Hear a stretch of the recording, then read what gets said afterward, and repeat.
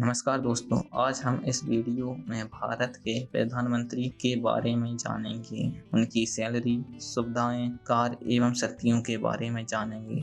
तो देर न करते हुए हम इस वीडियो को शुरू करते हैं। सबसे पहले हम प्रधानमंत्री पद की योग्यताओं के बारे में जानेंगे।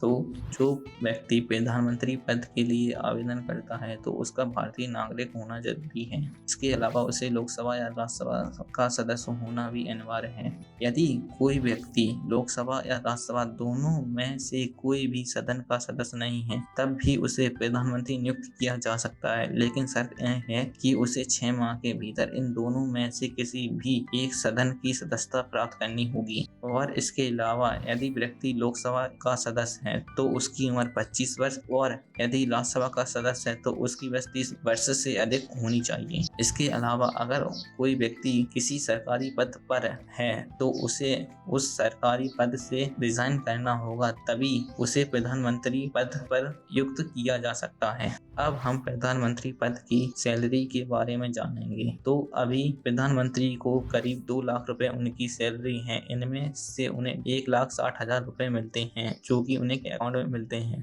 और अभी की बात करें तो जो हमारे करंट प्राइम मिनिस्टर हैं मोदी जी, तो उनकी कुल संपत्ति 2 करोड़ 23 लाख रुपए है। अब हम प्रधानमंत्री की सुविधाओं के बारे में जानेंगे जो कि उन्हें उनके पद पर रहते हुए मिलती हैं। तो प्रधानमंत्री को दिल्ली में स्थित 7 लोक कल्याण विभाग मार्ग पर एक बंगला, निजी कर्मचारी, विशेष सुरक्षा वाली गाड़ी, स्पेशल विमान, एसपीजी सिक्योरिटी और अन्य तमाम तरह की सुविधाएं मिलती हैं। अब हम प्रधानमंत्री के कार्य व शक्तियों के बारे में जानेंगे। तो प्रधानमंत्री देश का प्रधान शासक होता है। प्रधानमंत्री की शक्ति का अनुमान इसी तरह लगाया जा सकता है कि सरकार उसी के नाम पर होती है, जैसे कि मोदी सरकार आदि। प्रधानमंत्री की सलाह पर ही राष्ट्रपति अन्य मंत्रियों की नियुक्ति करता है। इसके अलावा प्रधानमंत्री मंत्रियों के विभागों का भी निराधार करता है। प्रधानमंत्री मंत्रिमंडल का भी प्रधान होता है। प्रधानमंत्री के त्याग के साथ ही सभी मंत्रियों का स्वच्छता त्याग पत्र निष्कासित हो जाता है, अर्थात मंत्रिमंडल भंग हो जाता है और सरकार गिर जाती है। प्रधानमंत्री किसी भी मंत्री को उसके पद से हटा सकता है बिना उसे बताए हुए।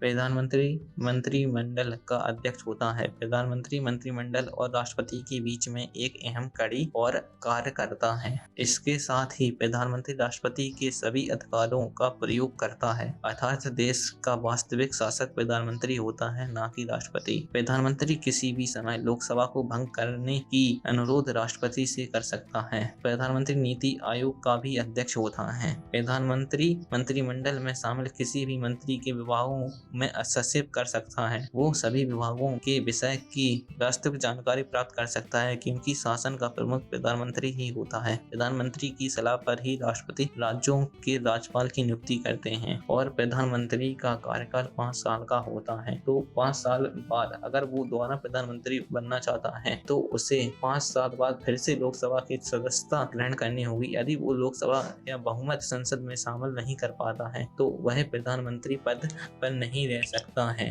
अगर इस वीडियो में दी गई जानकारी पसंद आई हो तो आप इस वीडियो को शेयर करें, चैनल को सब्सक्राइब करें और कमेंट करें। धन्यवाद।